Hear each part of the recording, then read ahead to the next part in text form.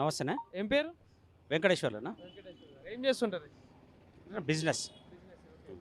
So మరి జూబ్లీహిల్స్లో ఉప ఎన్నిక ఇంకో 5-6 రోజులలో ఎలక్షన్స్ ఉంటుంది. సో ఎట్లా ఉంది మరి ఇక్కడ జూబ్లీహిల్స్లో ఎవరికి గెలుపు ఛాన్సెస్ ఎక్కువ కనిపిస్తుంది? అంటే ఇక్కడైతే మేము అందరం ఏమనుకుంటున్నాం అంటే, ఇప్పుడు ఇదివరకు బీఆర్ఎస్ పార్టీ అధికారంలో ఉన్నది 2 సార్లు. ఎన్నో హామీలు ఇచ్చింది. బీఆర్ఎస్ పార్టీ కూడా నిలబెట్టుకోలేదు. తెలంగాణ అభివృద్ధి చేయలేదు. బంగారు తెలంగాణ అన్నాడు కేసీఆర్, కానీ ఎక్కడ బంగారు తెలంగాణ లేదు. ఇప్పుడు మా కాడ రోడ్లు చూస్తుంటే చాలా దారుణంగా ఉన్నాయి. ఆనాటి ప్రభుత్వంలో బీఆర్ఎస్ పార్టీ అధికారంలో ఉన్నప్పుడు కూడా ఎలాంటి అభివృద్ధి జరగలేదు. అందుగురించి మేము బీఆర్ఎస్ పార్టీకి కూడా ఓట్లు వేయదలుచుకోలేదు ఈ లోకల్గా. అదేవిధంగా ఇప్పుడు కాంగ్రెస్ పార్టీ 2 సంవత్సరాలు అయితే అధికారంలో వచ్చి, కాంగ్రెస్ పార్టీ రేవంత్ రెడ్డి గారు ఎన్నో హామీలు ఇచ్చిండ్రు, ఒక్క హామీ కూడా నెరవేర్చలే.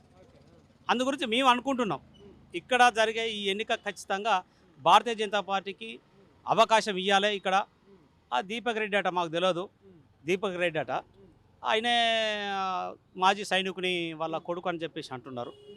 మేమేమనుకుంటున్నామంటే నరేంద్ర మోడీ గారు ఈ దేశం గురించి అయితే బాగా పనిచేస్తున్నాడు రాత్రింబవలు.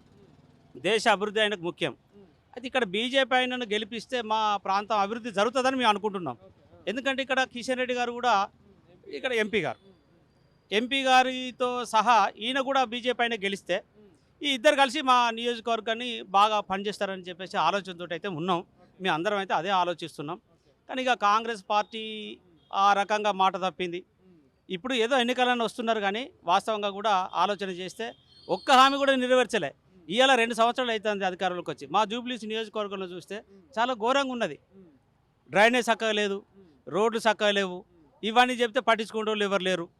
కానీ ఎట్లా చూడొచ్చు అంటే మొన్న రేవంత్ రెడ్డి ముఖ్యమంత్రి గారు మాట్లాడుతూ కూడా కాంగ్రెస్ పార్టీకి ఓటేయకపోతే పథకాలన్నీ కట్ అవుతాయి, సన్న బియ్యం రాదు, రేషన్ కార్డులు రావు అని చెప్పేసి మాట్లాడతారు ముఖ్యమంత్రి. ఎట్లా చూడొచ్చు ఇదంతా? వాస్తవంగా మీరు ఈ ఆలోచన చేస్తే ప్రభుత్వం అనేది ప్రజలది. ప్రజలు ఓట్లు వేస్తే గెలిచిన ప్రభుత్వం.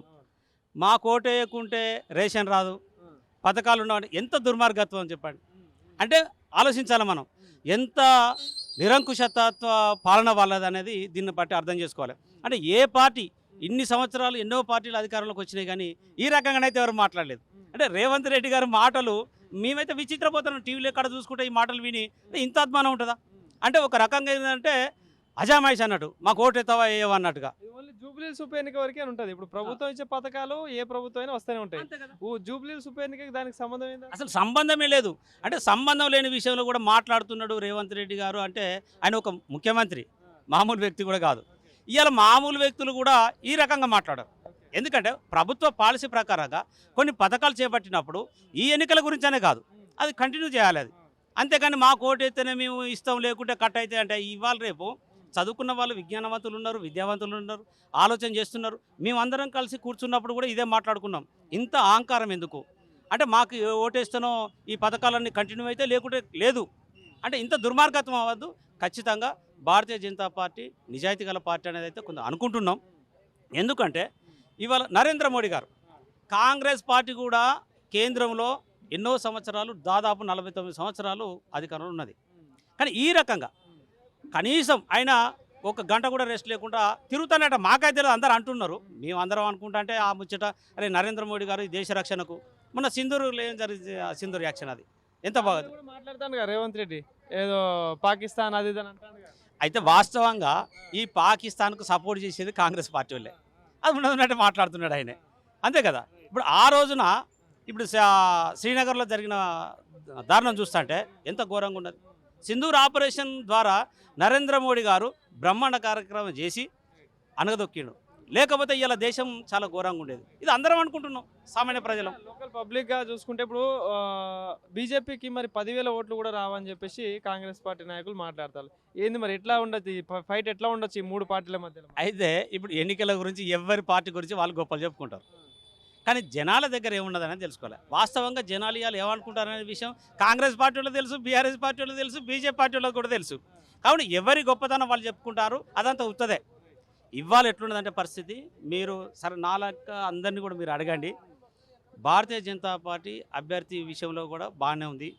ఇంకోటి ఏంటంటే మెయిన్ నరేంద్ర మోడీ గారిని చూస్తున్నాం. మేమైతే నరేంద్ర మోడీ గారిని చూస్తున్నాం. అంటే నరేంద్ర మోడీ గారికి ఇక్కడ గెలిపిస్తే, ఇంకొకటి ఏంటంటే ఆల్రెడీ పదవిలో ఉన్నాడు కిషన్ రెడ్డి గారు. కిషన్ రెడ్డి గారు పదవిలో ఉన్నారు, ఎంపీ పదవిలో ఉన్నాడు. కాబట్టి ఆయనకు తోడుగా ఈయనను గెలిపిస్తే అభివృద్ధి జరుగుతుందని మేము అనుకుంటున్నాం. ఎవరెవరి మధ్య ఉండొచ్చు అనుకుంటున్నారు? పోటీ అయితే కాంగ్రెస్ను బీజేపీ మధ్యలో ఉంటుంది, అట్లనే ఉంటుంది.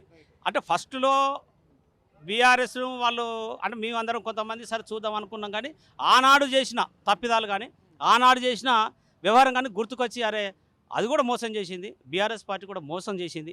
కాబట్టి మనం భారతీయ జనతా పార్టీ ఇక్కడ అధికారంలో రావాలంటే ఇలాంటి వ్యక్తిని గెలిపిస్తే బాగుంటుంది. నరేంద్ర మోడీ గారు కూడా మన తెలంగాణ మీద చాలా ఇంట్రెస్ట్ ఉన్నాడు, అభివృద్ధి చేయాలని ఉన్నాడు.